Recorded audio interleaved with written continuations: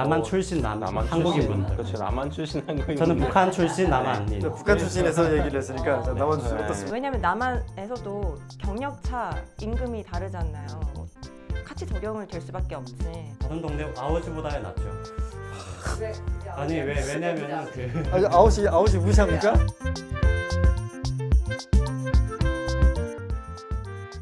네, 안녕하세요. 반갑습니다. 통일공론장 피스아고라 조경일입니다. 네, 이번에는 저희가 어려운 주제이기도 한데요. 임금 격차. 사실 임금 격차 문제는 지금 사회적 문제이잖아요. 그런데 저희는 이 임금 격차를 지금 사회적 문제로 얘기하기보다는 통일이 됐을 때도 임금 격차 문제가 큰 쟁점이 될 거라는 생각이 좀 들어서 한번 미리 그런 이야기를 좀 해보고 싶어서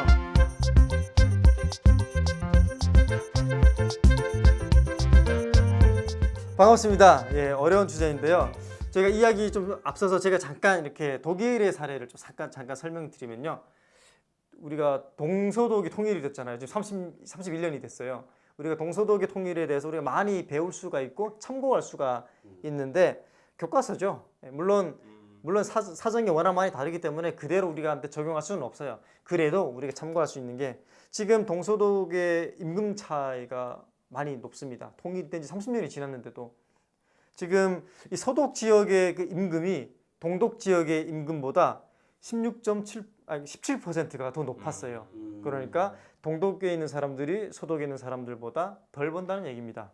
예, 그리고 이거는 같은 성별, 뭐 동일한 직업, 그다음에 유사한 경력의 노동자 간에 조사한 결과이기 때문에 이건 매우 현격한 차이가 나는 거죠. 그리고 뭐 정주 여건이라든가 뭐 전문 인력에 대한 수급, 그다음에 임금과 그 노동 생산성, 뭐 투자 환경 이런 것들이 전반적으로 동독과 서독이 좀 많이 차이가 나고요. 그다음에 그 독일의 30대 대기업, 30대 대기업 중에 동독에 본사를 둔 기업이 없어요. 독일의 그 500대 기업 중에 동독에 본사를 둔 기업이 36개밖에 안 됩니다. 그러니까 압도적으로 서독에 대부분 그 큰 기업들이나 인프라들이 서독에 집중되어 있다는 거죠. 그리고 또 정부 부처와 정부 지원 연구기관도 다 서독에 위치해 있고요. 세금 수입, 세금 있잖아요. 세금 걷어들이는 것도 역시 이 서독 대비 동독이 55% 정도밖에 안 된다고 합니다. 그러니까 이게 아직도 동서독도 차이가 많이 난다. 그리고 독일의 그 대학교 중에 독일의 그 유명한 대학교 총장들 중에 동독 출신 비율도 10%도 안 된다. 이렇게 들어서 이게 우리가 꽤 많이 참고를 해봐야 되겠다라는 생각이 좀 드는데요. 자, 그러면은 우리가 이 통일이 됐을 때 이 임금 격차가 분명히 발생할 것 같은데 발생할까요? 이 발생하게 되면 이거에 대해서 어떻게 해결해야 될까요? 어떤 생각이 드세요? 당연히 생기죠. 이게 저희가 인정해야 될 건 인정해야 되는 게 인정해야 된다. 북한은 남한보다 많이 발전 정도가 떨어져 있어요. 그런 사회에서 배운 지식과 또 이게 뭔가 경제적인 시스템을 가지고 단순히 비교하면은 당연히 떨어지는 건 맞는데 저희가 그렇다고 한다면 만약에 통일이 된다면은 함께 사는 거잖아요. 그러면 그걸 줄이기 위해서 노력을 해야죠. 네. 근데 그게 뭐 인위적으로 뭐 갑자기 삼성을 뭐 북한에 세운다거나 그건 말도 안 되는 거고 그냥 좀 점차적으로 저희가 그 격차를 줄이기 위한 뭐 인프라를 뭐 북한 쪽에 설립을 한다거나 이런 걸 통해서 하는 게 맞지 않을까. 네. 그러니까 저는 뭐 당연히 생길 수 있고 그건 어쩔 수가 없다. 네. 네. 남한 분들은 어떻게? 저희는 남한 출신 한국인 분들. 그렇죠. 남한 출신 한국인 저는 분들. 북한 출신 남한인. 북한 출신에서 얘기를 했으니까 남한 출신 네. 어떻습니까? 저희 일단 제가 봤을 땐 남한은 개성공단의 경험이 있지 않습니까? 그 경험에 보통 이제 기반해서 사람들이 생각하기 마련인데 개성공단 때는 이제 북측 노동자분들한테 조금 더 적은 임금을 지급했다 보니까 이제 아마 그게 통상적으로 이 정도로 지급을 해야 된다라는 관념이 어느 정도 있을 것 같고요. 저희 실제로 뭐 통일교육이나 뭐 통일과 관련된 수업할 때도 통일을 해야 되는 이유 중 하나가 이제 거기서 있는 풍부한 인적 자원이라고 말을 쓰는데 인적 자원이 이렇게 좋게 표현하면 인적 자원이지 나쁘게 표현하면 이제 싸게 인력을 좀 잘 쓸 수 있다.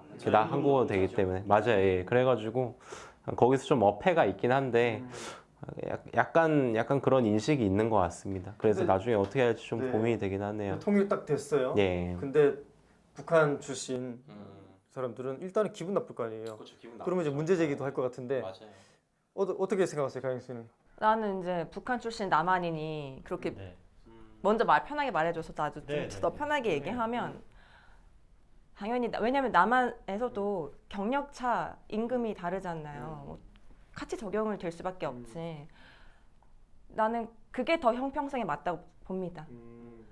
뭐 북한이라서 너는 북한 출신이라서 임금이 낮아요. 근데 그런 이유는 아니겠지만 경력 차이로 얘기를 한다면 우리 북한 분들도 할 말이 없지 않을까?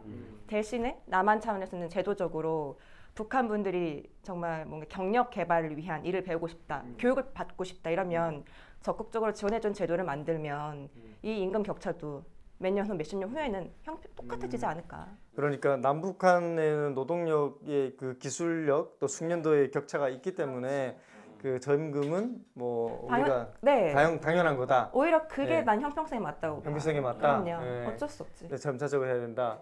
근데 너무 차별하는 거 아니냐라고 막 이렇게 투쟁할 수도 있잖아요.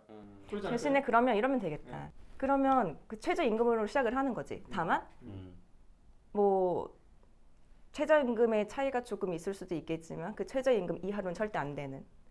그러니까 북한 출신의 분들은 예를 들면 9,620원이야 최저임금이. 근데 이제 남한 분들이라면 만약에 똑같은 신입이 지금 어느 회사에 들어왔어. 근데 둘이 봤을 때 남한 출신 북한 출신 경력차가 별로 없네. 이러면 똑같이 9,620원이야. 근데 봤을 때 이 남한 애가 어쩔 수 없이 더 교육을 많이 받았고 이쪽에 경력 좀 있어. 그러면 여기서 시급 차이가 조금 더 나겠지. 그러니까 이런 식으로 최저임금 딱 기준으로. 되게 합리적인 네, 말씀입니다. 아주 합리적이고요. 이 최저임금이 9,620원 정도 되는데 이건 한국에서도 노동자들이 그 정도를 이제 요구를 하는 거잖아요. 그러니까 만약에 그 최저임금을 그 북한 노동자들에게도 적용을 한다면은 저는 아무 문제 없을 것 같은데요.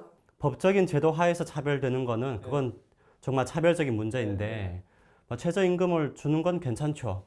근데 만약에 북한 출신이어 가지고 최저임금 제도가 적용되지 않는다. 그건 진짜 문제인 거죠. 그건 아니라고 봅니다. 네. 근데 한국에서도 저희가 뭐 교육이나 경력에 따라 가지고 임금 격차가 나잖아요. 그런 것도 북한에서도 발생할 수 있다. 네, 통일된 한국에서도. 네. 네, 소독에서 어떤 일이 있었냐면요. 그 동소독이 딱 통일이 됐잖아요. 네. 예, 그 동독 노동자들이 좀 월급을 적게 받았어요. 소득보다. 당연하죠. 그래서 동독 노동자들이 노조가 있었을 거 아니에요. 노조를 만들어 가지고 임금을 높여달라고 했어요. 근데 중요한 건 재밌는 거는 그 동독 노동자들의 임금 인상 운동을 누가 지지했을까요? 소독 노동자들이었어요.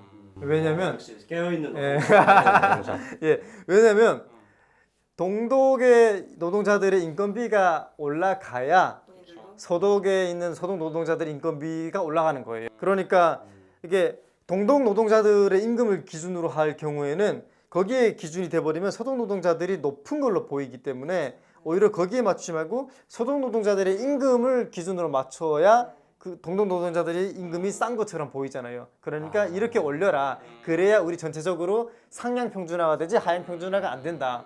굉장히 발상이 괜찮죠. 근데 이런 일들이 좀 생길 것 같은데요. 그게 자본주의 논리인데 너무 맞는 그 발전의 그 방향이고요. 네. 그러니까 사회가 그렇게 발전해야 되는 건 맞아요. 네. 근데 저희가 통일된 이후에도 뭐 100년이 지났는데도 똑같은 임금 격차가 발생한다. 그러면 사회가 발전한 게 아니잖아요. 그때는 이건 불평등이다 할 수 있는데 초기에는 어쩔 수 없는 거죠. 격차가. 근데 저희가 통일했으니까 점차적으로 그걸 줄여나가는 거죠. 그러니까 여성과 남성의 임금 격차를 줄여나가는 것처럼. 네. 그 이게 북한이 기술적인 면에서는 이제 아직 많이 이제 숙련도가 떨어지긴 하는데 개성공단 사례도 있지만 거기 들어가 본 사례도 있고 이 숙련도 문제에 있어서 북한이 다른 뭐 동남아 국가라든가 다른 나라들보다 낮은 게 아니에요. 예, 우리가 이제 생각을 좀 바꿀 필요가 있는데 이 숙련도라는 게 단순히 손기술이 아니라 언어 소통 기술이거든요. 이게 작업 지시를 했을 때 얼마나 이해했느냐에 따라서 숙련도가 달라지는 거예요. 이 외국인 노동자들한테는 한 달 정도 교육을 해야 돼요.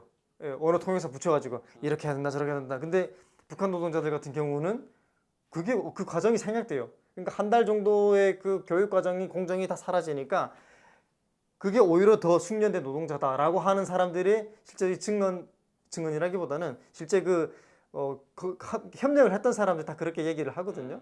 예, 개성공단 사례도 있고. 그래서 오히려 우리가 북한 노동자들을 저숙련 노동자다라고 바라보는 이 기존의 관점은 다른 외국 노동자들과 비교를 해서 생긴 관점이 아닌가라는 생각이 드는데 저는 그 말씀하신 거랑 좀 결이 다르게 실업률 통제가 제일 중요하다고 생각해서 근데 고용률이 100%잖아요. 북한 어쨌든 간에 다 직업을 가지고 있고 저는 그 임금을 최저임금법을 안 지키더라도 그 100%를 일정 기간 동안 유지하는 게 중요하다고 생각합니다.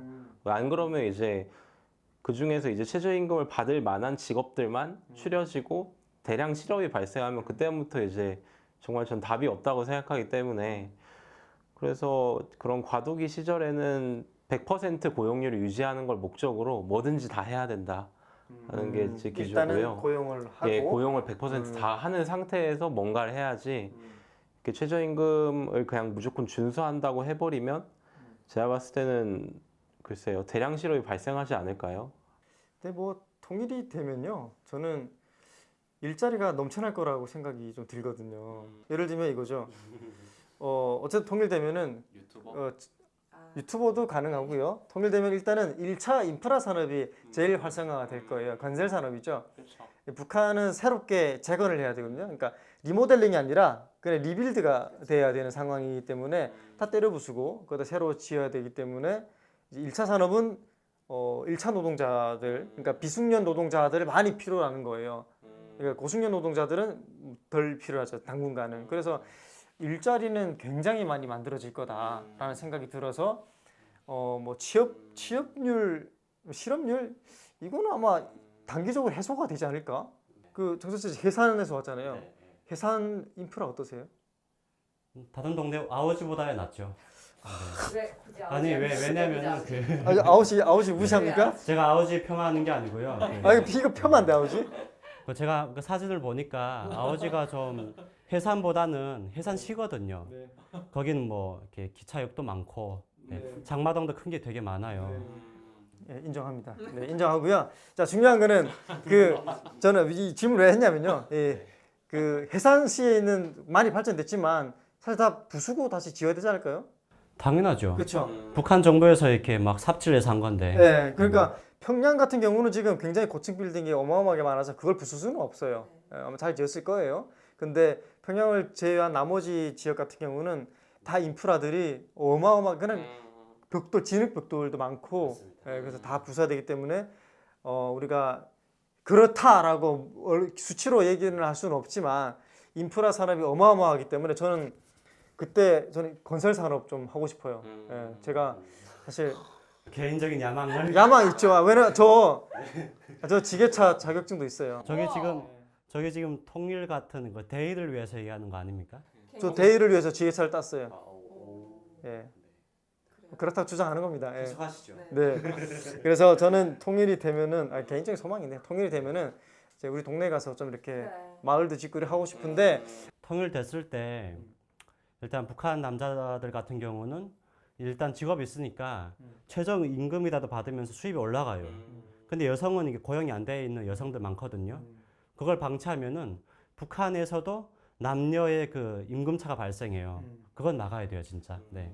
그렇죠. 그거 막지 않으면은 북한도 이제 뭔가 이렇게 성차별적인 사회가 되는 거죠.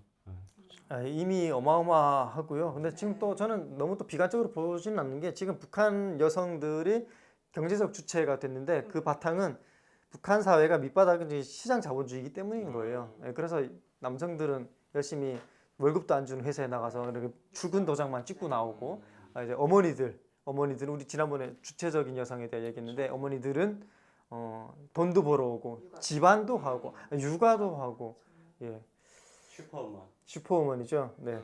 그래서 우리가 통일이 됐을 때 임금 격차는 뭐 어쩔 수 없이 생길 수밖에 없다. 하지만 우리가 실업까지 고민을 하지 않아도 될 만큼 충분히 가능성이 많다. 이런 얘기를 했으니까 일단은 저는 희망적인 것 같아요. 앞으로 발생할 수 있는 임금 격차 통일됐을 때 이런 이야기를 좀 해봤는데요. 그냥 저희가 청년들이 여러 가지 가정을 해서 이야기하는 겁니다. 예, 가정을 이야기해서 하는 거고 이게 옳다. 뭐 그 생각은 뭐 현실성이 없다. 이런 얘기는 전혀 할 필요 없고요. 다만 우리가 다양한 가능성을 놓고 이야기를 하니까 뭐 그래야 나중에 또 미래도 생각을 해보죠. 네, 시청자 여러분, 지금까지 저희가 통일됐을 때 임금 격차 혹시 발생할 수도 있으니까요. 그런 이야기를 좀 해봤는데요. 저희가 뭐 이 현실성이 있고 없고를 떠나서 가능성에 대한 이야기니까 앞으로도 우리가 그런 이야기를 충분히 더 많이 해야 될 거다라는 생각이 들어서 저희가 먼저 이야기를 해봤습니다. 예, 오늘은 이 주제로 여기까지 이야기를 하고요. 다음에 또 다른 주제로 여러분들께 찾아뵙겠습니다. 예, 감사합니다.